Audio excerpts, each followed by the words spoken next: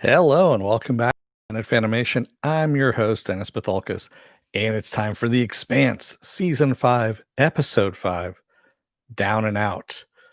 All right, let me take care of a little bit of business first, and then we'll get down to it.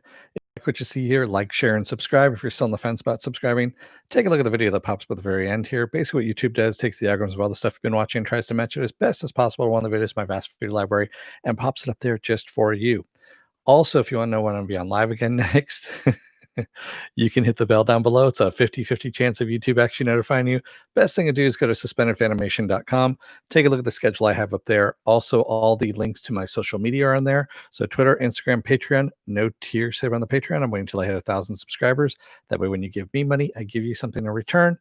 Of course, in the tiers, it's you know how it's going to be. You've worked with Patreon before. Also, I have pages to this YouTube channel, links to my page on YouTube channel, Facebook, and a Facebook group page for those of you who saw Facebook, where you guys can post stuff and chat amongst yourselves. All right, let's get down to it, shall we? You guys are already talking in the chat. I already know that. Spoiler alert, I'm going to spoil the episode. If you have not seen the episode, go and watch it. Come on back. Why are you here if that's the case? You know I'm going to spoil it. So go and watch it. Come on back. This will be a video. You can comment down below in the comment section. All right? All right. What are you guys talking about? The sabotage. Yeah, you guys are just talking about the episode and completely there. Okay. So yeah, another good episode on this one. We even got a little bit of drummer action with I know her crew is probably wondering what the fuck she's up to by accepting Marco's invitation to meet. Considering she said I should have I had him in the airlock. I had him in the airlock and I could have just spaced him. And she didn't, and she's pissed about this and she wants him dead. And she's like, yeah, we're gonna go meet with Marco. And the rest of the crew's like, didn't last episode you just told us that we're gonna hunt him down for the bounty, which I'm sure has grown more than $20 million now at this point. Yeah. So that's gonna be an interesting one. Wow. And yeah, exactly. With Marco killing Ashford, exactly. That's the reason why she's after him. Because you know, she liked Ashford a lot. And yeah, she's pretty pissed at him. And of course, Naomi is with Marco and Philippe at this point. And you can see that Marco is kind of pissed off at Philippe for bringing Naomi around. And I'm wondering how that's going to play out, or if it's going to play out at all, with him being pissed at Philippe for bringing him in or bringing her in. But as a result of that, at least she was able to knock out Sin and take his handheld comm there and call Holden and tell him, don't start up the fucking engines. The Rossi set to blow. Which, again, I'm kind of like, okay, this is the second time Bull's been put in harm's way of shit that's been going on with Marco. And then I started thinking about it for a second. I'm like, well, Marco actually said to Philippe, and this is actually one of the things that kind of stuck out in my mind. He goes, how about that guy you killed? You knew him for how long? And Philippe says 11 years. And you loved him? And he goes, yeah. And yet you killed him for the cause. And he's like, yeah. And I was thinking, okay, Bull is an inner who is working with Marco. I'm pretty sure he's working with Marco at this point. And they have no qualms about killing inners, even if they're working for them. And basically, his part is done to get the protomolecule. They got the protomolecule. And if Bull dies, Bull dies. They don't care. Yeah. So yeah, I'm fairly sure that Bull is still in on this. Is still one of the causes of all of this. But anyway, we got that going on too. And then we've also got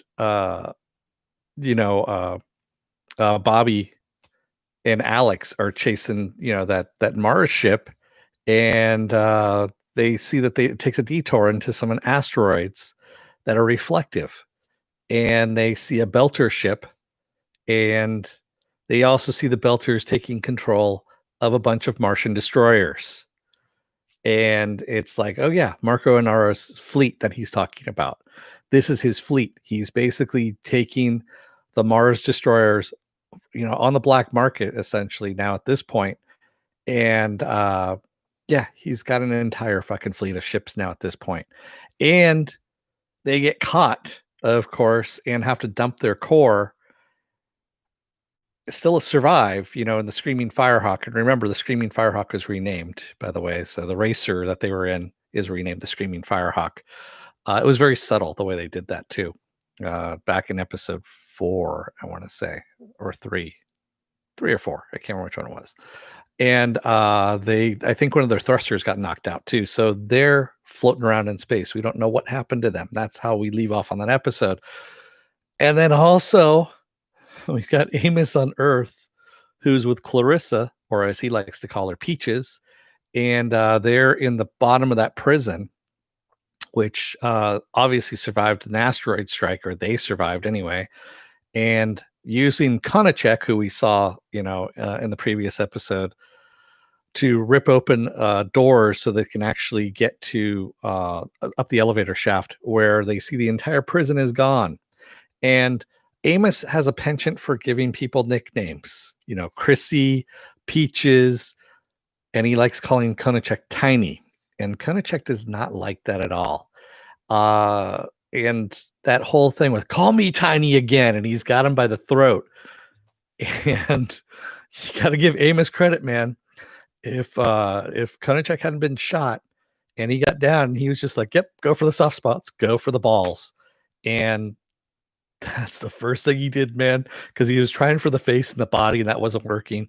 And then he kicks Konachek in the balls and then fucking backflips him into the fucking elevator shaft. I was like, wow. I mean, he just did a suplex on him and just, threw him backwards. And I was like, okay, that was fucking impressive. That really was fucking impressive.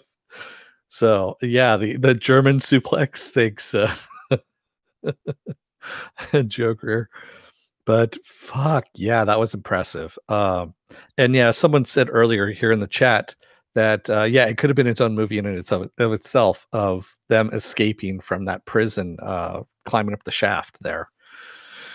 Oh, and I guess someone else was saying that it was actually more involved in the book, but still looked pretty damn good to me. Yeah. And yeah, so Holden now knows, the Rossi is compromised. He's luckily shut down the reactor in time and needs to fix that. Also, he knows that Naomi is with Marco now, and so he has to go and find her. And he's going to try and trace back that signal to find out where it's at. We're going to see what the hell Drummer's going to do with Marco. No Chrissy in this one. We didn't have Avasarla in any of this. I kind of missed her F-bombs. We got a couple from Konachek, but that's about it. And of course, what's going on with Bobby and Alex, we don't know at this moment either.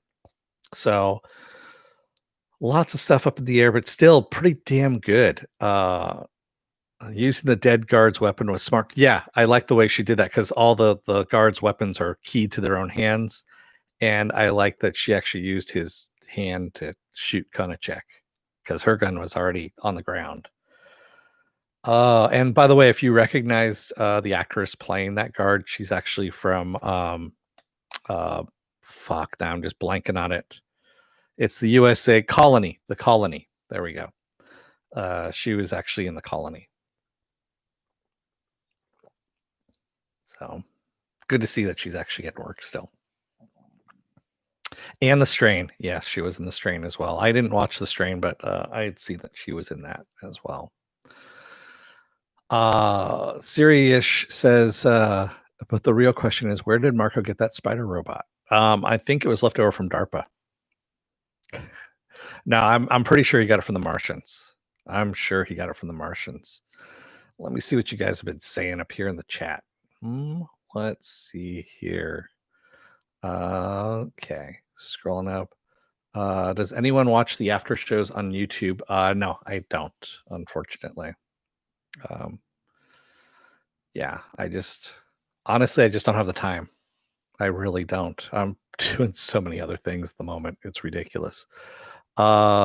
Stanley says the sabotage of the Rossi was so obvious. She fixed the ship. Hold it. Yeah, exactly. I don't know why he didn't think of it either. And yeah, I don't know.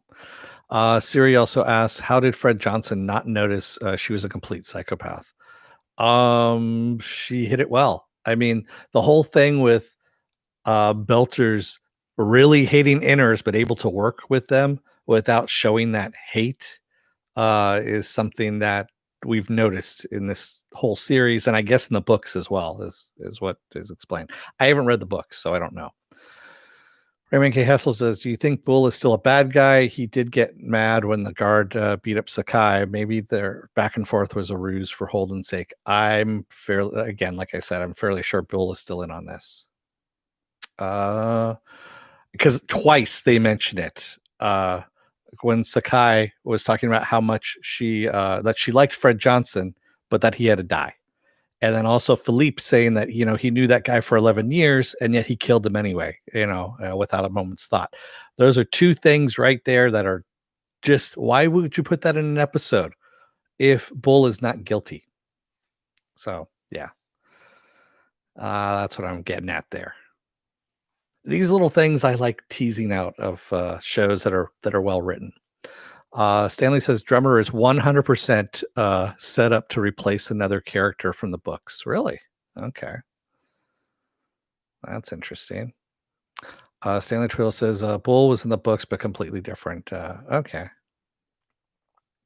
Let's see what else we got. Siri says, but the real question is, where did Mark? Okay, I already read that one. Sorry, I kind of was scrolling up and then back down again here. Serial says, I love how they let Amos be the guy to beat him, but made it realistic. Yeah. I love how Peaches tried. She got, she was even saying, she goes, I could try and use my powers, but I've been doped up, fairly recently. So it's not going to be pretty. And we see what happens as she tries to do it and she just kind of shorts out and goes down. And yeah. So it was actually fairly well done.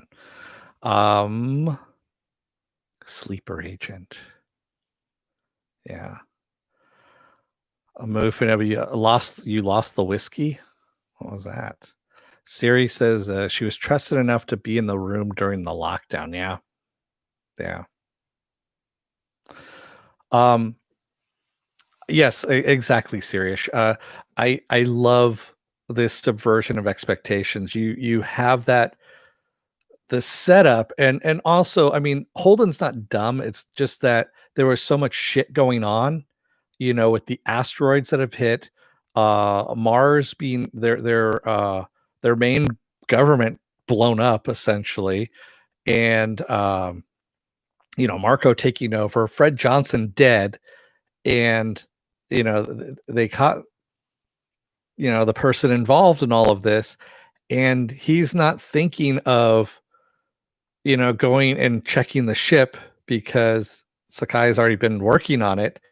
He's thinking of, no, fuck this. I need to go and get Naomi and I just need to go out there and do something.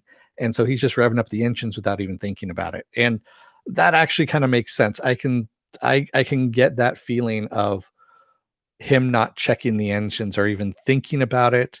And that makes a lot of sense, quite honestly, now looking back on it. But damn, that's all I can say.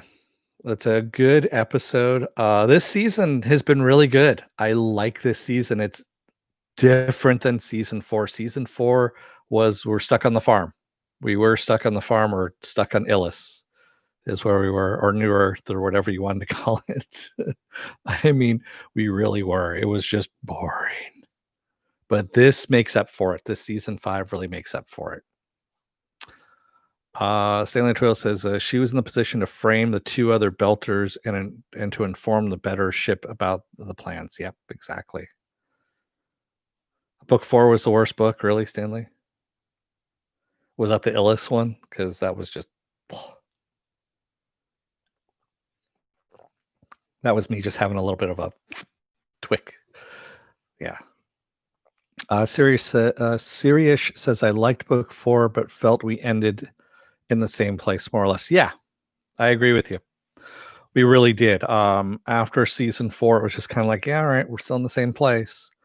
And having Marco do what he did, in such a big way, and then basically just telling Earth and Mars, "Fuck you, we're taking over now, and you're gonna be our bitches." Yeah, yeah. But man, good episode. Um, yeah, I'm kinda worried about, Alex and Bobby, really. Because when you see that cord jump out and it takes it does take out the missile, but then you also see something hit one of their thrusters because they have the 3, the 3 prongs that come down, and one of the thrusters got hit and just spun the ship for a second. Yeah.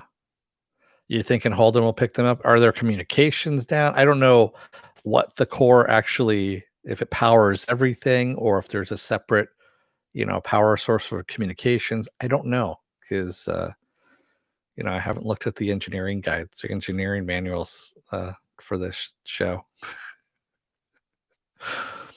Star Trek. So Star Trek back in the day, you used to have Scotty's guides on the Enterprise. Like I literally have blueprints probably someplace around here for the Enterprise.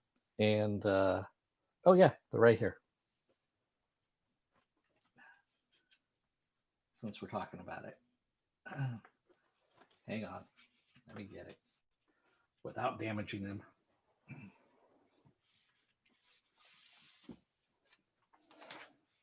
So yes, I have blueprints to the Enterprise, and they literally are blueprints, like full on blueprints and shit like that. So yes.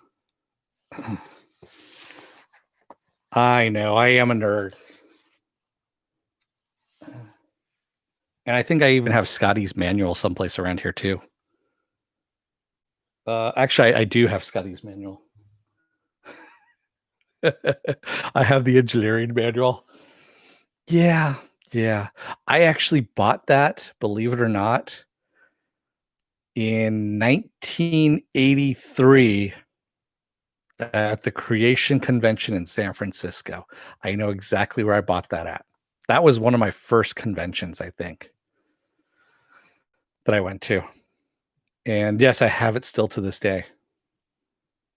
And I'm gonna yes, they did take James Doohan's ashes up to the International Space Station just this month.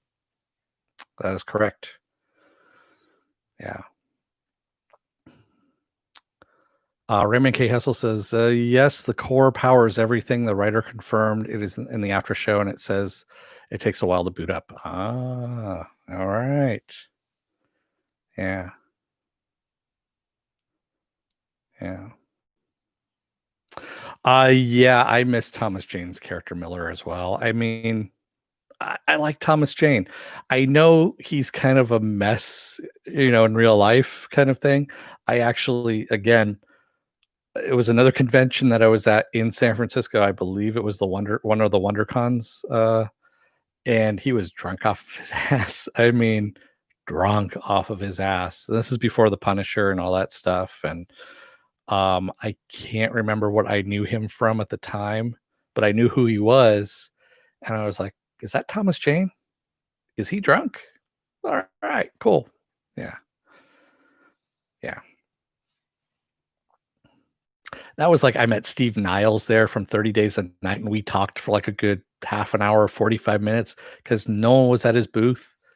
And I was actually waiting for Ben Templesmith to come back, to sign my book and all that stuff because he signed my book, and I bought a couple of novels from him and everything. And Steve Niles is a great guy too, really nice guy and a talented writer. But anyway, I digress. I'm going back to the Expanse here. Yeah, I would like to see. Quite honestly, I wouldn't mind seeing some engineering guides coming out. I know it's fantasy geek shit, but I kind of like that stuff. I want at some point I want to find some kind of frames that are big enough. I have to do custom framing for those blueprints and take a couple of the custom blueprints and frame them and put them on the wall. Maybe even have them behind me, that kind of stuff. Because they're really cool. They're some of the coolest blueprints that I've have, and it's a thick sheaf. I think I got them for like at the time, I think I got it for like $6. Something like that now, if you went to Comic-Con to go and get something like that, would probably run you about 80 bucks. Yeah. Yeah, I know. The model of the Rossi. I would like blueprints of the Rossi. Mhm. Sirius says I've got an old Babylon 5 glossary. Does that mean I get to be a nerd too? Yes, it does. It does. And you know what? We're all nerds and geeks and whatnot here, and that's a good thing. I mean, so you know what the difference is between a nerd and a geek, right? So a geek basically is someone who is into, shows, that kind of stuff, or something that isn't in the society's norm, I guess you could say. And a nerd is someone who is into the science portion of it, or um, the facts of things, I guess you could say, that kind of stuff. Yeah. So that's what the difference is. And I'm pretty much 50-50 on that. I'm a nerd and a geek. Hey, Marks. So yeah. And it's good to be both. Quite honestly, it really is, or one or the other. I used to like to say, I'm a nerd and a geek, but more geek on my father's side, or nerd on my mother's side. I don't know. You were diagnosed with nerd once by a real doctor. I don't even want to know what that means. But anyway, I should probably let you guys go for the day. Um, thank you to everybody who joined me tonight in the chat, and thank you if you made it this far in the video. If you're still on the fence about subscribing, take a look at the video that pops up at the very end here. And if you like what you see there, hit that subscribe button down there. Also, if you can, hit that like button and the share button as well. And if you want to know when I'm be on live again next, hit that bell down below. It's a 50-50 chance of YouTube actually notifying you. Best thing to do is go to suspendedfanimation.com. Take a look at the schedule I have up there. Has all the links to my social media and all the links to my pages as well. Sirius says, I suppose I'm a bit of both. I was only allowed to watch Arthur, Clifford, and Star Trek growing up. Nice. You were proud of that diagnosis. I want to thank all of the new subscribers too, by the way, that have been coming on board. Thank you. I hope you guys are enjoying what you're seeing. Talk to me down in the comment section. Seriously, I answer back. You can also shoot me email. If you go to my Suspended Fanimation page, there's an email section down there, or you can just send it to suspendedfanimation, all one word, at gmail.com. And I answer back as well. Yes. I have my phone on me most of the time, so I usually get notifications and I type back, and that's why you'll see some errors on spelling. Well, it's going to be errors in general. Raymond K. Hessel says, "Did you see the season 2 Mando gallery?" I haven't, not yet. That's one thing I need to go and see. You know what I started watching again last night is I started watching Almost Human. It's on IMDb. Is it IMDb? Yeah, it's imdb.com. And so they have all the episodes for the first season the only season of Almost Human. And I started watching that again because I had only seen it when it was broadcast, and watching it again in order. And because I remember Fox showed it out of order, and I don't think they showed all the episodes. And yeah, it's for free. It's got ads in it, Stanley. And I was like, damn, this is such a good show. Why the fuck did this get canceled? I'm like, oh, that's right.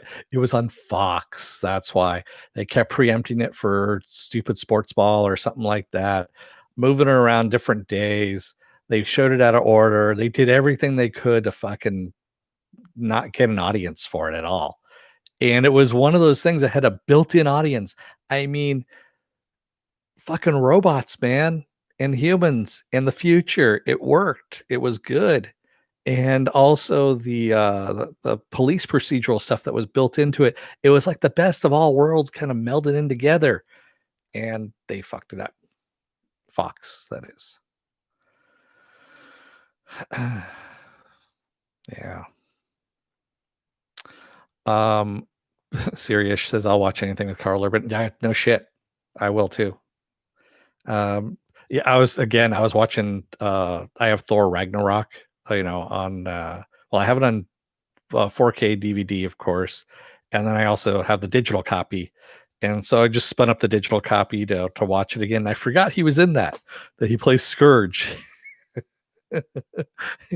And oh, man, he's just a good actor. I mean, all the way around, he's different characters every single time, which is really good. He does a good job, and, that's an actor who gets shit done, you know? Hire him on. I wanna see him and Alan, Tudyk in a movie, because those 2 are the most versatile actors ever, and having both of them in a movie would be awesome. Uh Yeah, him as Scourge, it's funny because he takes over Hemdale's position where he's watching the Rainbow Bridge, and he's trying to impress 2 girls, and he goes, "Yeah, I went to Earth, and I picked up these 2 things. These are my 2 favorite things," and he pulls up 2, like, M16s, and he goes, "I call it Dis-troy. Together, it's destroy." And he's got this weird accent that he's doing with this weird kinda gravelly voice that he's trying out, and it fucking works. It's funny. It really is. Oh, Alan Tudyk is great in everything. He's gonna be in the upcoming, Resident Alien, which I'm gonna try and cover because, yeah, I gotta do it because it's Alan Tudyk. It's on Sci-Fi, but fuck, and I'm probably sure it's gonna get canceled after 1 season or probably 3 episodes in, who knows? But, yeah, I'm gonna have to cover Resident Alien. Uh, yeah, Raymond, it's one of those things. It's sci-fi. It's on. And also, I read the comic way back when, the Dark Horse comic when it first came out. It started off in Dark Horse Presents. So Dark Horse Presents is a thicker month. It was a bi-monthly book, so it came out once every 2 months. It was $8, and it had multiple stories in it. That's also what Time Cop came in. Time Cop came in Dark Horse Presents, and that was something that they would get all these artists to basically pitch their stories at. And each story would be like a couple of pages long. And Resident Alien started off there. So did Time Cop started off there. And I remember reading those when they first came out. And I remember picking up the first couple of issues of Resident Alien when it became its own book. And it was really good. Same thing with Time Cop as well. So yeah, all kinds of stuff there. Hey, Pen. Not a problem. I started early today, so I'm off this week. That's the reason why I came in early, you know. Yeah, exactly. Let me start all over again for Penn. No, I'm kidding. I'm kidding. Yes, I know it's an old joke, but it's still funny. Yeah. Um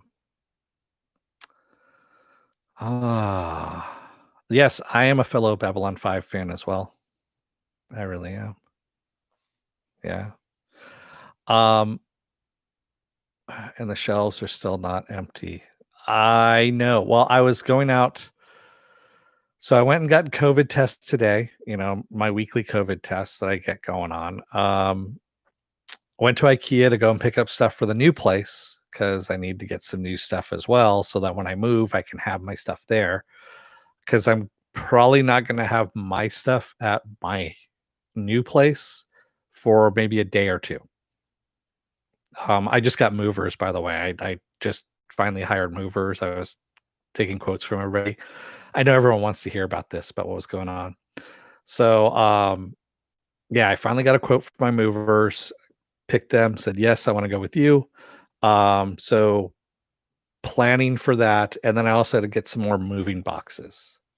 And so all of that together, the shower curtain was the biggest thing that was kind of a weird deal. For some reason, IKEA did not have shower curtains, or a shower curtain that I wanted. I'm not a butterfly person, and that's what they had mainly was butterfly stuff. Um, that's a good question, Raymond. Does Pepper travel well? This is going to be her first extended car ride like that, and I'm fairly sure there's going to be plenty of rest breaks because, yeah, I think she gets a little car sick, when it's extended periods of time. And so I might have to pull over here and there. And yeah, be careful when I move, Stanley. Uh, Everything that I went with a big name company, and everything's good to go. And thanks, Penn. Yes, remember to enter the Wonder Woman contest because tomorrow I'm going to be picking the winners for the Wonder Woman contest. And since Penn brought it up, and since the stuff's here, that's the first prize. That's right. It's a Wonder Woman. It's Funko. No, I did right. Yeah, that's right. It's a Funko Wonder Woman invisible jet and minifig. And the second prize is no slouch either. I mean, what is it? You got a pin, a Wonder Woman pin, along with some socks, Wonder Woman socks, a Wonder Woman bag. Yeah, there's that. That's all the second place prize, by the way. And a Wonder Woman cup with a straw.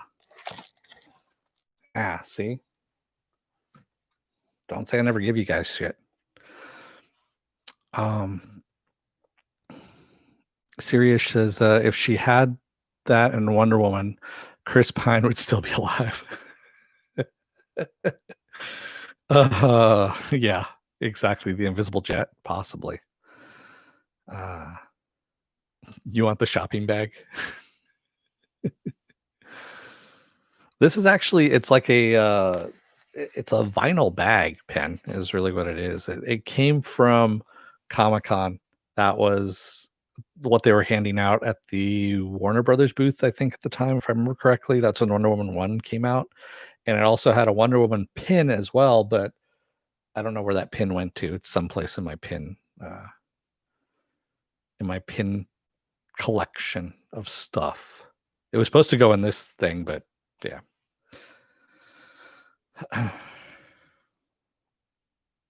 Yes, I do give you shit all the time, Stanley. That's what happens, when you watch certain shows that shall remain nameless. I'll leave it at that. Yeah. Yes, you did get the sweet mug. I got to send that out to you too, Raymond. Yeah, I'm basically what I'm going to do is after when I get the winners for tomorrow, I'm going to send everything out at one big bulk package. So I have one stop at the post office and do that. It's gonna be lots of fun. It's easy on me. Post office lines have gotten long lately. I mean, just long and just tedious. A lot worse than before COVID. I don't know why. So how about that Star Trek Discovery?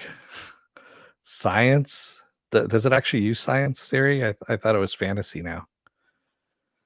Yeah. Stanley says, I'm happy not to be in the continental US in this case.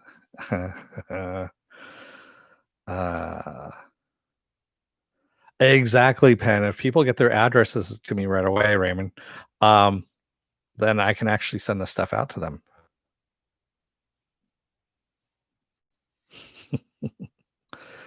I have a science T-shirt in my closet, as a matter of fact. A friend of mine who does artwork, and actually, I can pimp him out. That's fine. If you go to binarywinterpress .com, take a look at his stuff. He's got some awesome ties. I've actually worn. He does silk screening of ties and stuff like that, and he's got some really nice designs. And one of the T-shirts that I've got of his is a penguin with a jetpack, and he's flying off, and in the clouds below, from when he's taking off, it says science in the clouds. So it's kind of cool. And it also comes with a tie. You can get it as a tie. I think he's got a whole bunch of different ways you can get that.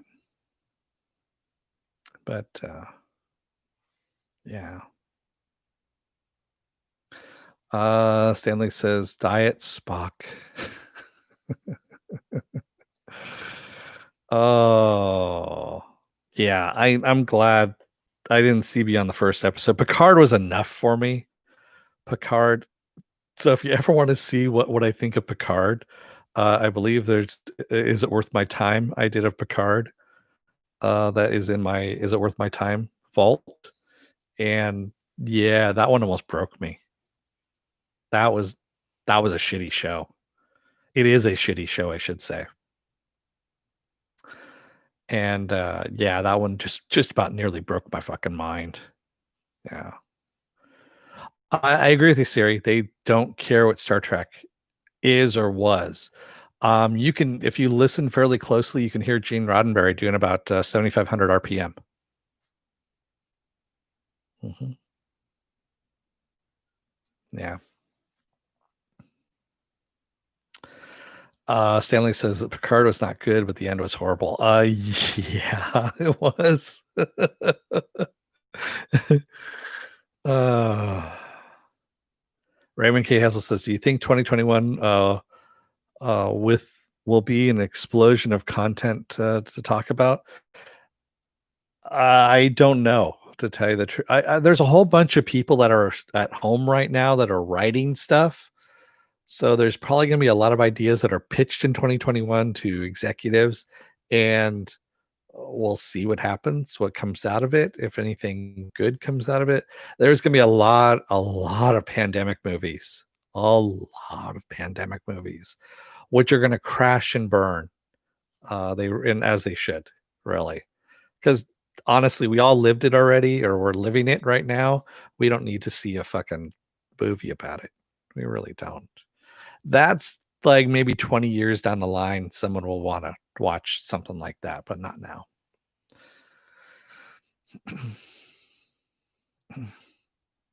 Yeah, well, Songbird's not the only one, Raymond. There's like literally 5 of them in production right now. It's ridiculous. Stanley Tweedle says The Stand was too real for me. I like the one with Matt Frewer in it. That was MOON spells moon. I swear. Oh fuck. That was just a horrible show too. That miniseries. I know Stephen King doesn't like the first miniseries they did of The Stand, and that's why they're redoing it again on CBS. They're both on CBS, so I don't know. Yeah. Sirius says I could not watch Picard, but I shouldn't have. No, you don't need to. It's really bad. It's really bad. Especially for the lesbian, love that pops out of nowhere too. You're just like, where did that come from? You didn't build up to it. You didn't even. You're just like, yep, we're lovers now. It's like, okay, sure, that works. But all right. Remind me why Picard had 2 paintings of Data's daughter who Data never. I don't know. That still was not answered in that show, so I don't know.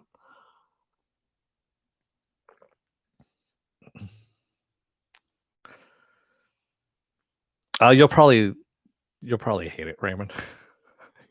You probably will. Yeah. Pandemics on a plane. Get those motherfucking pandemics off my motherfucking plane. Yeah. Anyway, I'm starting to devolve into lunacy here. I'm gonna let you guys go, like I said about 20 minutes ago. Thank you, everybody who joined me tonight in the chat, and thank you if you made it this far in the video. I will see you guys again. Oh, what the fuck is going on for the rest of this week? I forgot to even tell you that. Tomorrow is, well, New Year's Eve. One, we get rid of the shitty year, But before we get rid of that shitty year, what I'm gonna do is I'm gonna call out the winners for the Wonder Woman 1984 contest. So that's gonna happen at 5 PM if I remember correctly. Um, Friday I'm off. Saturday will be Saturday morning blast off where I take the genre news of the weekend and genre stuff you guys want to talk about and we talk about it. Sunday I'm off. Monday I'm off. Tuesday is another episode Is It Worth My Time? Do I do Almost Human? Or do I do something else? Do I do Midnight Sky? I don't know. I will think about that and have to think about what it is. And then, of course, Wednesday rolls back around to The Expanse. So, yeah. Um, and we're gonna have to play next weekend, not this coming up weekend, but the next weekend by ear because all this stuff is gonna be broken down and packed away by the 9th. And then the 11th, everything goes into a truck and disappears. So we'll see what happens. Yeah. Yeah, it kind of did devolve into an SBO. I agree with you, Raymond, but shit happens. That's fine. I never stand on ceremony for the most part. I mean, I try and keep it kind of geared to what I'm usually, covering at the time, but it's me too. My brain just goes off everywhere. Yeah. You want me to cover Cobra? Oh, Cobra Kai. No, I kind of already did Cobra Kai, Stanley, in Is It Worth My Time already? I don't want to go back and do season 3 of it. Yeah. So I've already got that up there. Um, I'll think of something. I don't know. Maybe I'll do the BBC Musketeers. No, I'm kidding. I won't. I won't put you through that. And I still say Peter Capaldi makes a better bad guy. He played. Okay, so before I go here, I was watching the BBC did the Musketeers back in 2015, and it was as a series. Peter Capaldi played Cardinal Richelieu, and this was just right literally before he got hired on as the Doctor. And then, of course, he wasn't in season 2 because he got the Doctor role. And I finally realized why I don't like Peter Capaldi as Doctor Who is because as Cardinal Richelieu, he played a fantastic bad guy. He was born to play bad guys, and that actually suited him so much better than playing the Doctor. And yeah, I was like, yeah, this is the reason why he sucked for me anyway on that. Yeah.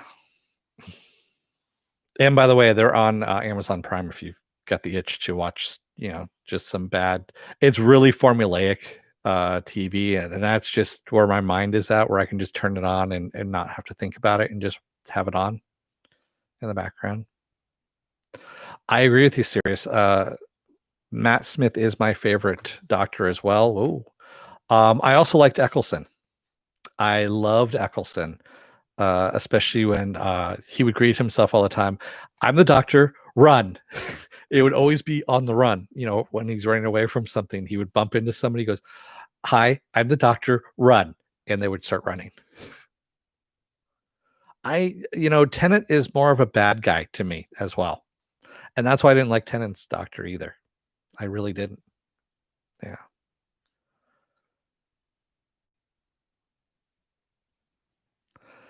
Yeah. And I agree with you. Capaldi is not a bad actor. It's just, yeah, he wasn't given much to work with.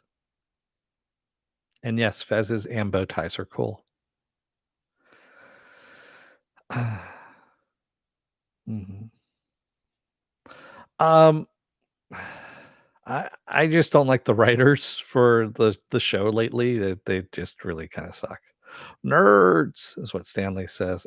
Says the guy who likes a certain show. I'm not going to mention. Anyway, I said I was going to let you guys go, and I mean it this time. Thank you, everybody. I'll see you tomorrow for the Wonder Woman 1984 contest results.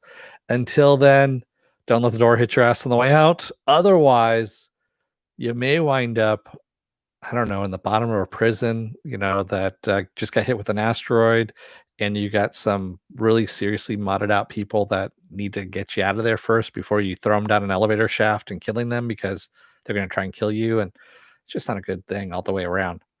Thanks, everybody. I will see you again tomorrow. Until then, stay safe, be well, take care, and wear a mask. And yeah, get those COVID tests too if you can. Thanks, everybody. I will see you again tomorrow. Have a good night.